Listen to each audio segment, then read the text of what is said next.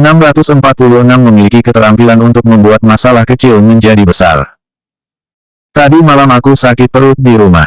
Apakah kamu ingin mengundang keluargaku untuk bersaksi? Tao Wei mulai marah. Kulihat kamu percaya bahwa kamu adalah adik perempuan Tuan Huo. Aku datang untuk membuat janji denganmu karena aku percaya pada Tuan Huo. Petik 2. Ren Hansuan menarik napas dalam dan berkata pada dirinya sendiri bahwa ini adalah rumah sakit, jadi dia tidak boleh marah. Tuan Tao, kemarin kamu sendiri yang memberitahuku bahwa kamu sakit lambung dan bahwa kamu memiliki riwayat penyakit lambung. Hari ini, kau datang padaku dan bilang aku salah obat. Tao Wei bersikap seolah aku ini orang yang masuk akal, apa kamu bisa mentolerir hubunganku? Aku bilang penyakit lambung atau lambung. Aku tidak bisa membedakan mana perut dan mana perut. Selain itu, kamu adalah dokter, jadi apa yang dikatakan pasien? Setidaknya kamu juga harus membiarkan aku melakukan pemeriksaan fisik terlebih dahulu. Jangan tapi, kamu hanya ingin membela diri. Dokter mana yang tidak bertanggung jawab seperti kamu?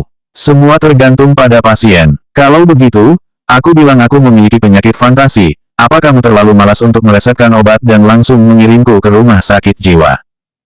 Tao Wei berbicara dengan benar, dan banyak orang mulai membantunya berbicara. Jadi aku tidak setuju jika putriku memintaku untuk menutup nomor dokter ini. Dia terlalu muda untuk memiliki pengalaman. Seharusnya dia meminta seseorang untuk melakukan pemeriksaan sebelum meresepkan obat. Petik 2. Dokter muda saat ini sedang merencanakan sesuatu.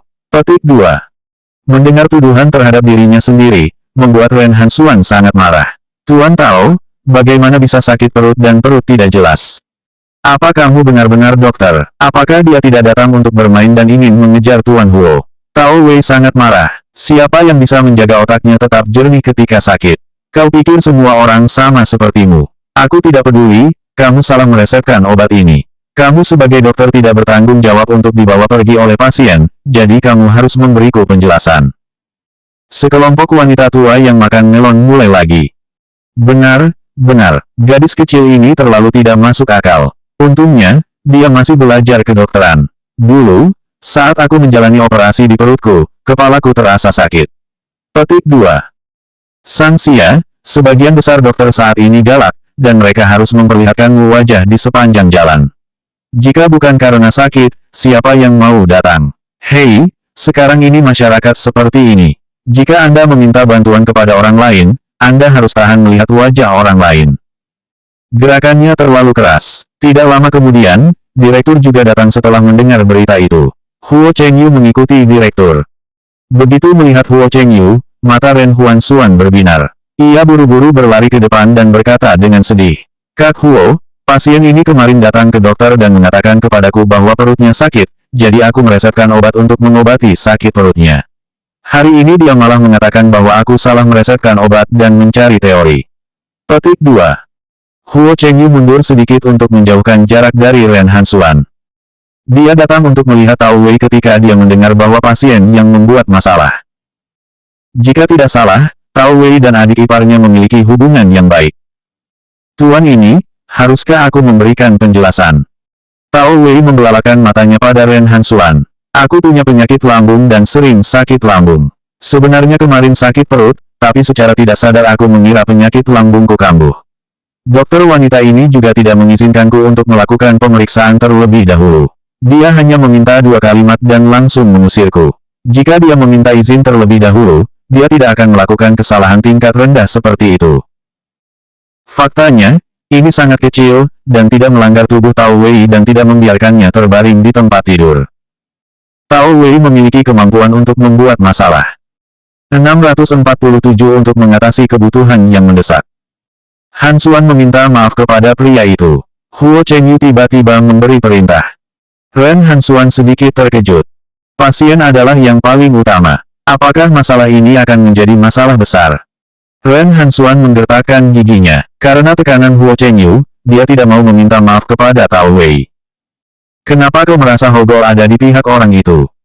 Tidak, pasti dia sedang berhalusinasi. Huo Dasaoming masuk akal. Aku menghabiskan uang untuk berobat ke rumah sakit. Bukankah itu berarti aku bisa menyembuhkan penyakit? Dokter wanita ini sendiri menyalahkan aku karena mencari kesalahan, benar-benar keterlaluan. Tao Wei masih mengobrol di sana. Ren Huanshuan tidak ingin meminta maaf dan pergi dengan sangat sedih. Tao Wei merasa puas sekarang. Pertama-tama, dia berterima kasih kepada Huo Chengyu dan berkata bahwa dia memiliki hubungan yang baik dengan nyonya muda kedua. Huo Chengyu masih menyapanya dengan sopan. Tao Wei jelas berbohong, dia akan memujinya. Tidak lama kemudian, masalah Ren Hanshuan yang meresepkan obat yang salah untuk Tao Wei diekspos oleh beberapa media, dan membuat keributan, sehingga reputasi Ren Hanshuan pun anjlok. Zheng Jun secara khusus merekam klarifikasi video di bawah tatapan mesum Yan Jingyi.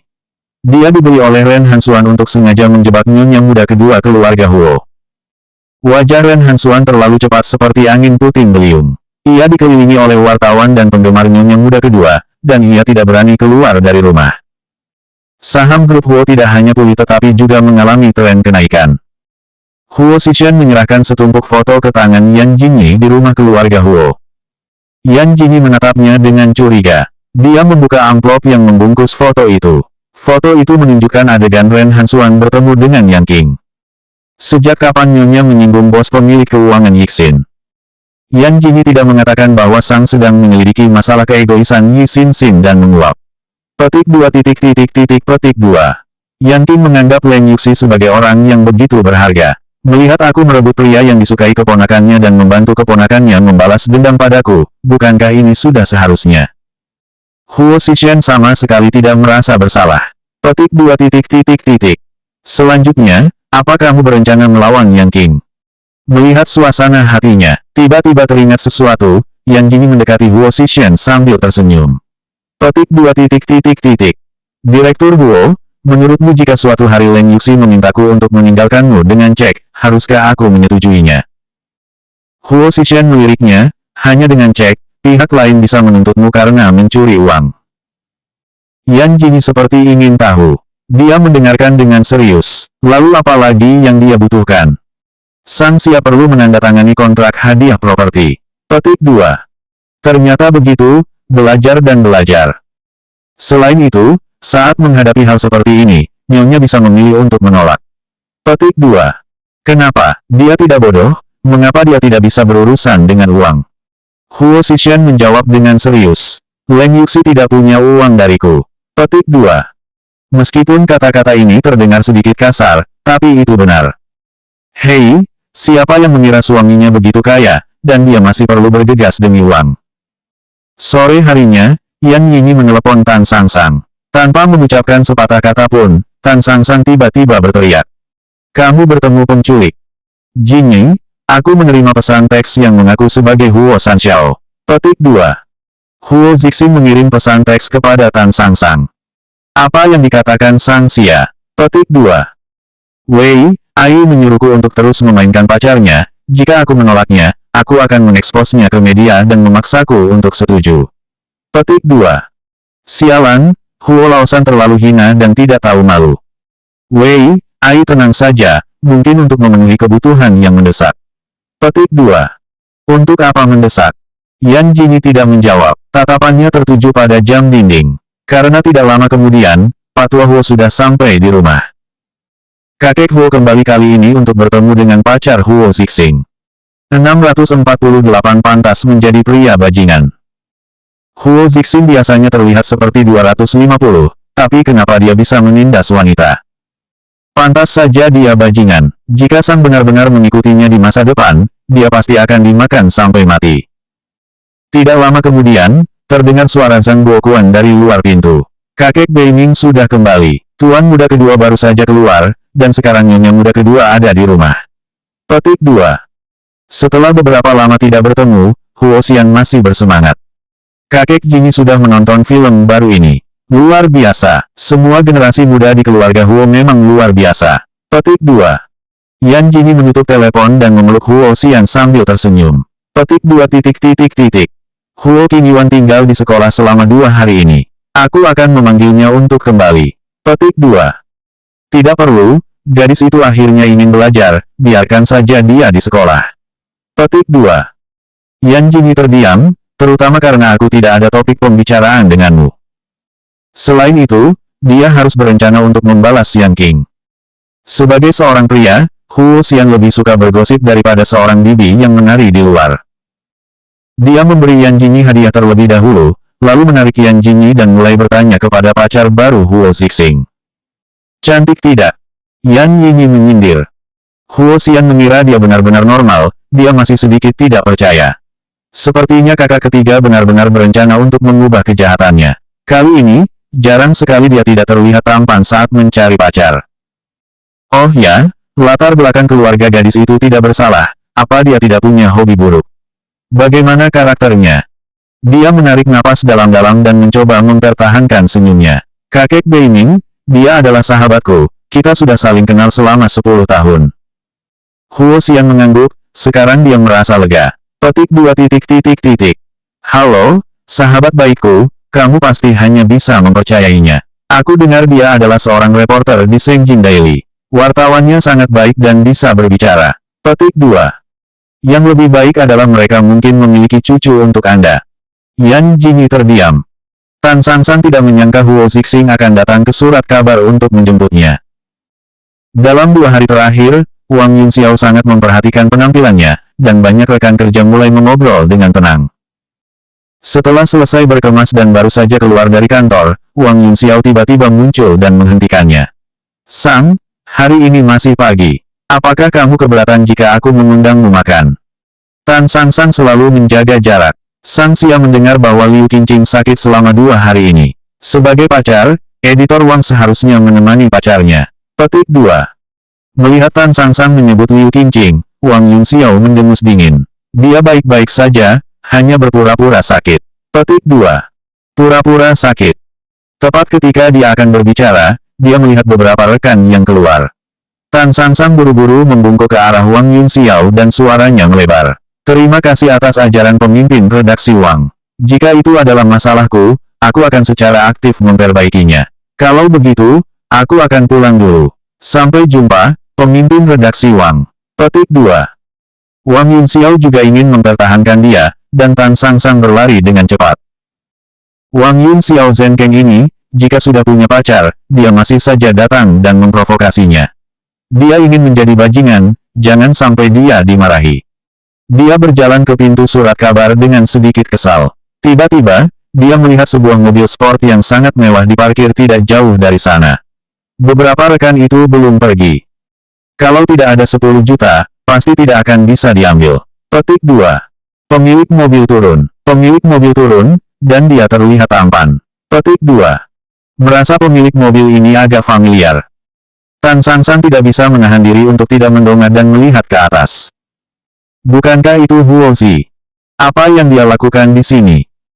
Huo Zixing sepertinya juga melihat Tan Sansan, jadi ia bersiap melambai padanya. Tan Sansan berbalik dan pergi tanpa ekspresi. 649 orang yang bisa hidup. Wanita ini, saat dia menjadi monster apa? Huo Zixing masuk ke dalam mobil dengan wajah cemberut dan hendak mengejarnya. Telepon dari Tan Sansan sudah datang. Huo Sanxiao, apa yang sebenarnya ingin kamu lakukan? Bahkan jika aku setuju untuk berperan sebagai pacarmu, itu hanya sebuah kontrak. Itu tidak benar. Aku harap kamu tidak mempengaruhi pekerjaanku. Petik 2. Karena reporter setuju, dia harus menepati janjinya. Sekarang aku perlu berbicara tentang kerja sama reporter dan menemaniku pulang. Petik 2. Pulang. Kau mau pulang ke rumah keluarga Huo? Jika reporter tidak setuju, aku akan pergi ke pintu koran Anda sekarang. Mereka adalah rekan kerja Anda. Aku akan bertanya apakah mereka melihat pacar saya. Bagaimana menurut reporter? Petik 2. Tidak tahu malu. Tan Sansan diam-diam mengumpat, menarik napas dalam-dalam, dan mencoba menenangkan dirinya. Petik 2 titik titik titik. Oke, aku akan menemanimu pulang. Aku akan menemanimu. Setelah itu, dia memerintahkan Huo Zixing untuk menjemputnya di gang terdekat.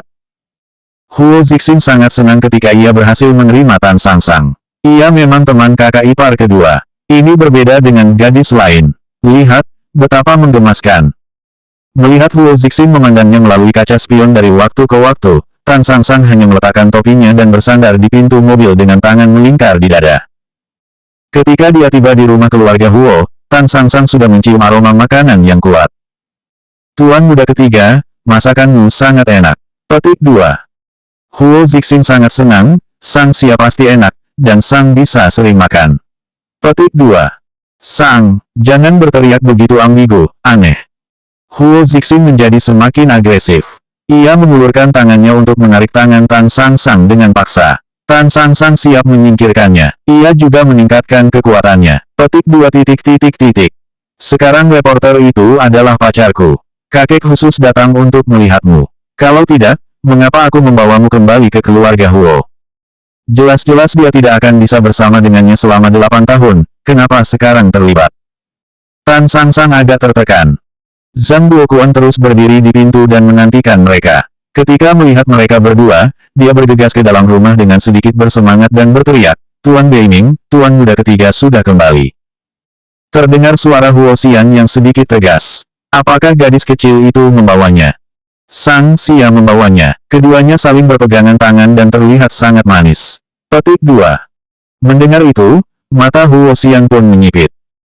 Pada saat ini, keluarga itu sedang duduk di meja makan, bahkan Huo Qingyuan pun bergegas kembali. Dia ingin bertemu dengan 3 pacar. Melihat itu adalah kenyataan. Dia takut kakak ketiga akan menyerah dan mencari wanita yang tidak bermoral. Tidak lama kemudian, Tan Sangsang dan Huo Zi berjalan ke dalam rumah. Melihat beberapa orang besar yang duduk di restoran, hatinya sedikit cemas. Bukankah keluarga Huo adalah bos? Terutama keluarga Jinyi, dia bahkan lebih takut jika dilihat dari dekat. Dia memang sudah lama membunuh Asura. Kakek Beiming, Wei Yai merasakan kecemasan Tan Sangsang. Huo Zixing mengulurkan tangan dan melingkarkan tangannya di bahu Wei Yai ke pelukannya. Pacarku, Tan Sangsang. Petik 2. Tan Sangsang berjuang dengan canggung dan mencoba tersenyum. Halo, Tuan Huo. Petik 2. Memanggilku Tuan Huo, kamu juga bisa memanggilku kakek seperti Zixing. Petik 2. Tan Sangsang mengangguk canggung dan menatap Yan Jingyi dengan tatapan meminta bantuan. Yan Jingyi masih belum melihatnya. Dia sedang serius memainkan ponselnya. Sang Xia duduk dan bersiap untuk makan. Petik 2. Huo Xian melambaikan tangannya, matanya tidak pernah lepas dari Tan Sangsang. Gadis kecil ini terlihat baik, sederhana dan penurut, tidak seperti pasangan wanita di zaman ketiga. 650 menabung untuk membeli rumah. Tan Sangsang terlihat tidak nyaman, duduk kaku dan mengambil sumpit. Keluarga Huo sedikit berbeda dari yang dia kira. Awalnya, dia mengira bahwa keluarga kaya sangat memperhatikan saat makan dan tidak bisa berbicara. Jelas, keluarga Huo bukan. Kakek, jangan terus menatapnya. Kamu bisa menakuti pacar kakak ketiga. Petik 2. Huo Qingyuan yang pertama kali mengajukan keluhan. Huo Xian sedikit tidak senang. Saat ini, Wei Yai makan masakanmu, kamu bahkan tidak punya pacar. Akhirnya, dia menemukan atau menipu uang. Tidak heran jika prestasi akademiknya sangat buruk dan IQ-nya tidak tinggi. Petik 2. Huo Qingyuan merasa sangat sedih. Kakek, apa kamu tahu apa yang disebut membunuh? Melihat sikap Huo Xian yang mengajari Huo Qingyuan, Tan Sangsang tidak bisa menahan diri untuk duduk dengan tegak. Benar saja, semua yang terjadi sebelumnya adalah ilusi. Sang masih diam saja. Cepat makan, bukankah ini tidak sesuai dengan seleramu? Tan Sangsang menggelengkan kepalanya. Tidak, ini sangat enak. Petik 2. Huo Xian mengangguk. Orang tua masih ada, kan? Kapan kita akan makan bersama? Saat aku masih sangat kecil, orang tuaku sudah bercerai. Sekarang aku tinggal di rumah yang disewakan di Sengjing bersama ibuku. Petik 2. Jadi, kakak beradik kami juga meninggal secara tidak sengaja ketika mereka masih kecil. Mereka semua dibesarkan oleh orang tuaku. Petik 2. Tan Sangsang tersenyum kecil. Kakek Huo telah mendidik dan membimbing dengan baik, dan generasi muda keluarga Huo sekarang adalah orang yang paling berkuasa. Petik 2. Huo Xian tersenyum semakin bahagia. Wei Yai memang seorang reporter, benar-benar bisa berbicara. Aku dengar kamu masih kecil dengan Jinyi. Tan Sangsang dan Yan Jingyi saling memandang. Ketika Sang Xia masih kecil, dia tinggal di rumah neneknya dan dekat dengan kampung halamannya di Jinyi. Kemudian, ibunya mencari pekerjaan di Sengjing. Selain itu, ketika aku ingin kuliah di sini, dia pindah ke sini dan menyewa sebuah rumah kecil. Petik 2. Ibumu masih bekerja. Sekarang kamu seharusnya menikmatinya. Petik 2. Tan Sangsang ingin mengatakan bahwa ibunya bertanggung jawab untuk membawa anak-anaknya di rumah sekarang. Dia ditendang oleh Yan Jingyi dan baru tersadar. Petik 2. Huo Zixing melihat Huo Xian yang belum selesai bertanya, dan berinisiatif untuk menyuntik daging dongpo untuknya. Kakek, jika kamu terus bertanya seperti ini, kamu akan membuat orang lain takut. Petik 2. Huo Xian membelalakkan matanya. Omong kosong, aku hanya peduli pada Sang. Ngomong-ngomong, bukankah ada rumah kosong atas namamu? Biarkan Sang dan ibu serta putrinya pindah. Tanpa menunggu Huo Zixing berbicara, Tan Sang buru-buru menolak. Tidak perlu, tempat kami tinggal sekarang sangat bagus, dan harga sewanya murah dan akrab dengan tetangga. Petik 2. Dan dia sudah mencoba menabung untuk membeli rumah. Hanya saja, rumah di pinggiran kota itu sangat mahal. Tan Sang merasa sedikit sedih. Tinggal di sini saja, lagi pula, kosong juga kosong. Kalian bisa lebih populer jika pindah ke sana. Petik 2. Yan Jingyi melempar sumpitnya tepat setelah selesai berbicara. Huo Zixing merasa dirinya baru saja melewati kematian dan wajahnya menjadi pucat karena ketakutan. Titik koma tanda tanya petik 2. Sang siap pantas mendapatkannya. Lagi pula, kosong tetaplah kosong. Jika Sang bersedia menjadi pacarmu, itu adalah keberuntunganmu. Huo Xian tidak bisa menahan diri untuk tidak mengeluh. Pada saat yang sama, Yan Jingyi mengacungkan jempolnya. Jingyi melakukan pekerjaan dengan baik. Hanya kamu yang bisa mengajari kedua generasi muda ini. Petik 2. Tan Sang sama sekali tidak serius dengan Huo Zixing. Dia sama sekali tidak mungkin tinggal di rumahnya. Bagaimana jika Mumu ketahuan? Selanjutnya bab 651 apakah perutmu bergerak?